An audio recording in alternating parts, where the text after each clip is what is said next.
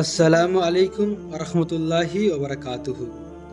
আজকে আমি আপনাদের এমন একটা ঘটনা শোনাবো যেটা শুনলে আপনারা সবাই অবাক হয়ে যাবেন। জি হ্যাঁ, অবাক হবেন। আমার আপনার প্রিয় নবী হযরত মুহাম্মদ সাল্লাল্লাহু আলাইহি সাল্লাম, যিনি এখনো পর্যন্ত কবরে শুয়ে উম্মতের ফিকিরে ইয়া উম্মতি করছেন, যিনি সারা জীবন তার উম্মতের জন্য কেঁদেছেন, উম্মতের ভালাইয়ের জন্য সর্বক্ষণ নিজের জীবনকে বিসর্জন দিয়েছেন, সেই মানুষটি উম্মতের ধ্বংসের ব্যাপারে আমিন বলেছেন। জি হ্যাঁ, উম্মতের ধ্বংসের ব্যাপারে আমিন বলেছেন। হ্যাঁ, সেই ঘটনা আজকে আমরা শুনব যে কোন এমন ব্যাপার রয়েছে যে ব্যাপারে উম্মতের ধ্বংসের ব্যাপারে আল্লাহর নবী আমিন বলেছেন। চলুন, ভিডিওর প্রথমে বলি, ভিডিও ভালো লাগলে অবশ্যই লাইক কমেন্ট শেয়ার করবেন এবং আমাদের চ্যানেলটা যদি আপনার মনে হয় ভালো তাহলে সাবস্ক্রাইব করবেন। চলুন শুরু করা যাক। হযরত কাব ইবনে হুজরা রাদিয়াল্লাহু আনহু বর্ণনা করেন, একবার রাসূলুল্লাহ সাল্লাল্লাহু আলাইহি সাল্লাম বললেন, তোমরা মিম্বরের কাছে আসিয়া যাও। আমরা মিম্বরের কাছে আসিয়া গেলাম।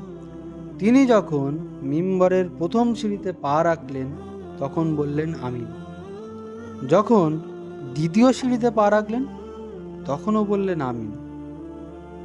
যখন তৃতীয় সিঁড়িতে পা রাখলেন তখনও বলিলেন আমিন। যখন তিনি খুতবা ও বয়ান শেষ করিয়া মিম্বর হইতে নামিলেন তখন আমরা আরজ করিলাম, ইয়া রাসূলুল্লাহ, আমরা আপনাকে মিম্বরে উঠিবার সময় এমন কিছু কথা বলতে শুনিয়াছি যাহা পূর্বে কখনো শুনি নাই। উত্তরে তিনি বলিলেন, এইমাত্র জিবরাইল আলাইহিস সালাম আমার কাছে আসিয়াছিলেন। আমি যখন প্রথম সিঁড়িতে পা রাখি তখন তিনি বলিলেন, ধ্বংস হোক ওই ব্যক্তি যে রমজানের মোবারক মাস পেল, তার আর গুনাহ মাফ হইল না। আমি বলিলাম আমিন। আর যখন দ্বিতীয় সিঁড়িতে পা রাখি তখন তিনি বললেন, সেই ব্যক্তি ধ্বংস হোক যাহার সম্মুখে আপনার নাম উচ্চারণ করা হয়, অর্থাৎ নবীর নাম নেওয়া হয়, কিন্তু সে আপনার প্রতি দরুদ পড়ে না। আমি বলিলাম আমিন। যখন তৃতীয় সিঁড়িতে পা রাখি তিনি বলিলেন, সেই ব্যক্তি ধ্বংস হোক যে পিতা মাতা উভয়কে অথবা তাহার মধ্যে কোনো একজনকে বৃদ্ধ অবস্থায় পাইল কিন্তু তাহারা তাহাকে জান্নাতে প্রবেশ করাইল না, সেই ব্যক্তি ধ্বংস হোক।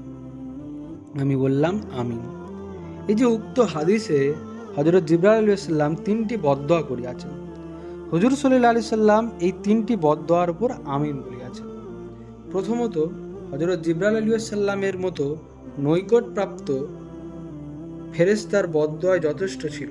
তারপর আবার রাসূলুল্লাহ সাল্লাল্লাহু আলাইহি সাল্লামের আমিন ইহার সহিত যোগ হইয়া আরও কত কঠিন বানাইয়া দিয়াছে তাহা স্পষ্ট বোঝা যাইতেছে। আল্লাহ তাআলা মেহেরবানি করিয়া আমাদিগকে এই তিন জিনিস হইতে বাঁচিয়া থাকার তৌফিক দান করুন এবং এই সমস্ত গুনাহ হইতে রক্ষা করুন, নচেত ধ্বংসের ব্যাপারে কি সন্দেহ থাকিতে পারে? দুর্রে মনসুর নামক কিতাবের কোনো কোনো রেওয়াতে দ্বারা বোঝা যায় যে স্বয়ং হযরত জিবরাইল আলাইহিস সালাম হুজুর সাল্লাল্লাহু আলাইহি সাল্লামকে আমিন বলার জন্য বলিয়াছেন, অতঃপর হুজুর সাল্লাল্লাহু আলাইহি সাল্লাম আমিন বলিয়াছেন। ইহাতে এই বদদোয়া সম্পর্কে আরও বেশি গুরুত্ব বোঝা যায়।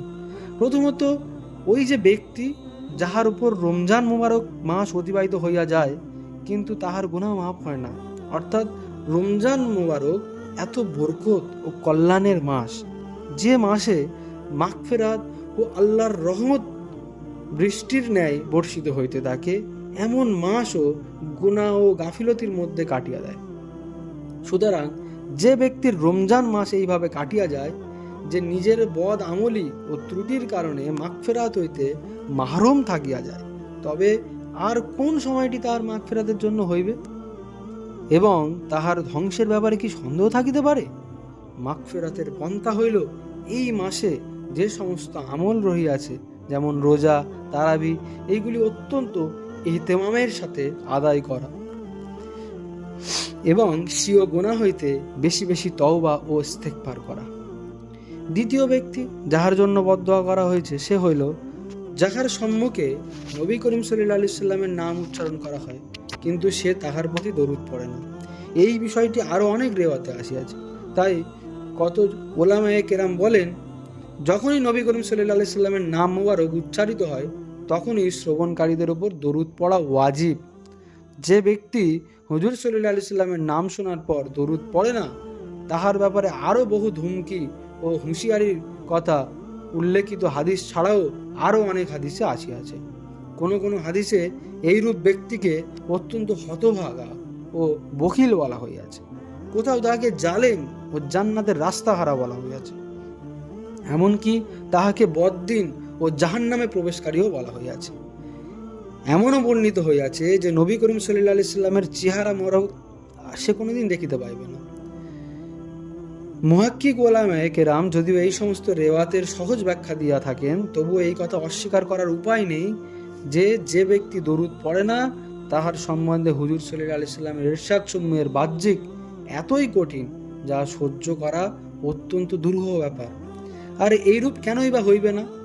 উম্মতের উপর রাসূলুল্লাহ আকরাম সাল্লাল্লাহু আলাইহি সাল্লামের ইহসান ও অনুগ্রহ এতই অপরিসীম যাহা লিখায় ও কথায় প্রকাশ করা সম্ভব নয়।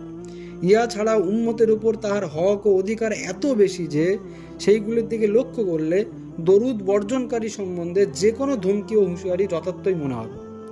কেবল দরুদ পড়ার যে ফজিলত রয়েছে তা হইতে মাহরুম থাকাই স্বতন্ত্র একটা বদনসিবি ও দুর্ভাগ্য। ইহার চাইতে বড় ফজিলত আর কি হইতে পারে যে ব্যক্তি নবী করিম সাল্লাল্লাহু আলাইহি সাল্লামের উপর একবার দরুদ শরীফ পড়ে, আল্লাহ তাআলা তাহার উপর 10 বার রহমত নাজিল করেন। সুবহানাল্লাহ। তদুপরি ফেরেশতাদের দোয়া, গুনাহ মাফ হওয়া, দরজা বুলন্দ হওয়া, অহুদ পাহাড় পরিমাণ সওয়াব লাভ হওয়া, শাফাআত ওয়াজিব হওয়া ইত্যাদি বিষয়গুলি অতিরিক্ত ইয়া ছাড়াও বিশেষ সংখ্যায় দরুদ পাঠ করার দরুন আল্লাহর সন্তুষ্টি লাভ, তাহার গজব হইতে মুক্তি লাভ, কিয়ামতের বিভীষিকা হইতে নাজাত লাভ, মৃত্যুর আগেই জান্নাতে নিজের ঠিকানা দেখা ইত্যাদি বিষয়ের ওয়াদাও রইয়াছে। এইসব কিছু ছাড়াও দরুদ শরীফ পড়িলে দারিদ্র ও অভাব দূর হয়, আল্লাহ রসুলের দরবারে নৈকট্য লাভ হয়, দুশ্মনের মোকাবিলায় সাহায্য লাভ হয়, অন্তর মোনাফেকি ও মরিচা মুক্ত হয় এবং মানুষের অন্তর তাহার ভালোবাসা সৃষ্টি হয়। অধিক পরিমাণে দরুদ পড়া সম্বন্ধে হাদিস শরীফে অনেক সুসংবাদ আসিয়াছে। ওলামায়ে কেরাম বলেন, জীবনে একবার দরুদ শরীফ পড়া ফরজ এবং এই ব্যাপারে সকল মাযহাবের ওলামাগণ সহমত দিয়েছেন। অবশ্য বারবার হুজুর সাল্লাল্লাহু আলাইহি সাল্লামের নাম মোবারক উচ্চারিত হইলে প্রত্যেকবার দরুদ পড়া ওয়াজিব কিনা এই ব্যাপারে দ্বিমত রইয়াছে। কতকের মতে ওয়াজিব আর কতকের মতে মুস্তাহাব। এবারে যে তৃতীয় ব্যক্তি সম্বন্ধে ধ্বংসের কথা এসেছিল, ওই ব্যক্তি যে পিতামাতা উভয়কে অথবা তাহাদের একজনকে বৃদ্ধ অবস্থায় পাইল কিন্তু তাহাদের এই পরিমাণ খেদমত করিল না যাহা দ্বারা সে জান্নাতের উপযুক্ত হইতে পারে। পিতামাতার হকের ব্যাপারে বহু হাদিসে তাকিদ আসিয়াছে। ওলামায়ে কেরাম পিতামাতার হক সম্বন্ধে লিখিয়াছেন, জায়েজ বিষয়ে তাহাদের কথা মানা জরুরি। ইহাও লিখিয়াছেন, পিতামাতার সহিত বেয়াদবি করিবে না, সুতরাং তাহাদের সহিত অহংকার করিবে না, যদিও তাহারা মুশরিক হয়। নিজের আওয়াজ তাহাদের আওয়াজের চাইতে বড় করিবে না, তাহাদের নাম ধরিয়া ডাকিবে না, কোনো কাজে তাহাদের চেয়ে আগে বাড়িবে না, ভালো কাজের আদেশ এবং মন্দ কাজের নিষেধের ক্ষেত্রেও তাহাদের সহিত নম্রতা অবলম্বন করবে। যদি তাহারা না মানে তবে সৎ ব্যবহার করিতে থাকিবে এবং তাহাদের জন্য হেদায়েতের দোয়া করিতে থাকিবে। মোট কথা, প্রত্যেক বিষয়ে তাহাদের সম্মানের প্রতি খেয়াল রাখিবে। এক হাদিসে আছে, জান্নাতের দরজা সমূহের মধ্যে সর্বোত্তম দরজা হইতেছে পিতা। তোমার মন চাহিলে উহাকে হেফাজত করিতে পারো অথবা উহাকে নষ্ট করিতে পারো। জনৈক সাহাবী হুজুর সাল্লাল্লাহু আলাইহি সাল্লামের নিকট জিজ্ঞাসা করিলেন, পিতামাতার হক কি? তিনি বলিলেন, তাহারা তোমার জান্নাত অথবা জাহান্নাম, অর্থাৎ তাহাদের সন্তুষ্টি জান্নাত আর তাহাদের অসন্তুষ্টি জাহান্নাম। এক হাদিসে আছে, বাধ্যগত ছেলে যদি মহব্বতের দৃষ্টিতে পিতামাতার দিকে একবার তাকায় তবে একটি মকবুল হজের সওয়াব পাইবে। এক হাদিসে আছে, আল্লাহ তাআলা শিরকের গুনাহ ছাড়া যত ইচ্ছা মাফ করেন কিন্তু পিতামাতার নাফরমানি ও অবাধ্যতার সাজা মৃত্যুর পূর্বেই দুনিয়াতে দিয়া হয়। জনৈক সাহাবী আরজ করিলেন, ইয়া রাসূলুল্লাহ, আমি জিহাদে যাওয়ার ইচ্ছা করিয়াছি। রাসূলুল্লাহ সাল্লাল্লাহু আলাইহি সাল্লাম জিজ্ঞাসা করিলেন, তোমার মা জীবিত আছেন কি? উত্তরে বলিলেন, জি হ্যাঁ।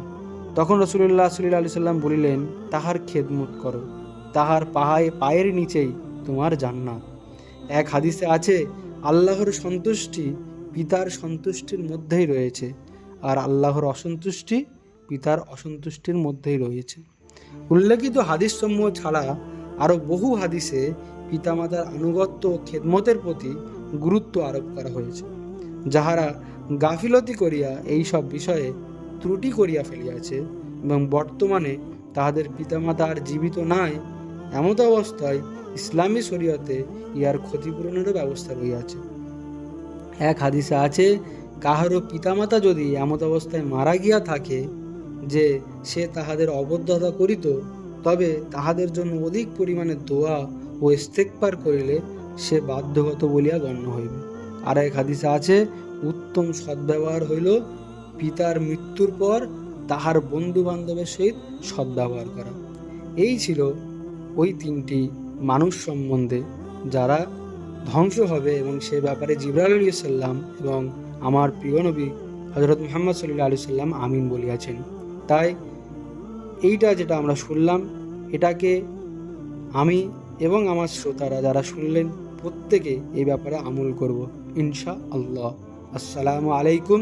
ভিডিওটি ভালো লাগলে লাইক, কমেন্ট, শেয়ার করবেন এবং এই হাদিসের পথ চলা চ্যানেলটাকে সাবস্ক্রাইব করে রাখুন আরও এরকম বিভিন্ন হাদিসের ঘটনা শোনার জন্য।